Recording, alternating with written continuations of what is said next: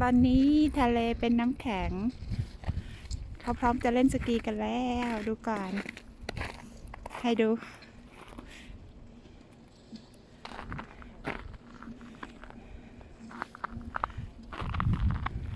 เดินเลาะริมนะกลัวไม่กล้าเข้าไปกลางเทคไมค์พี่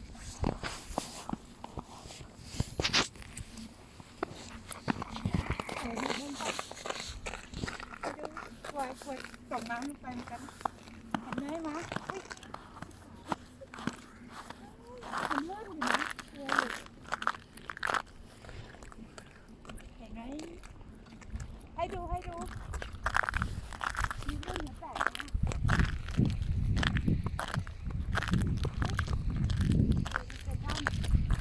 ให้ดู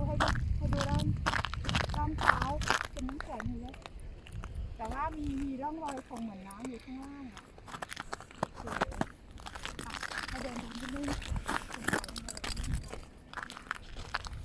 ที่แล้วมาแถวนี้ขาเลยนี่ดูแบบมองไปเดี๋ยวมีน้ำอยู่ข้างล่าง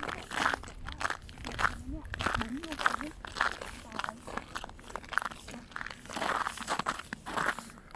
ให้ดูกันก่อน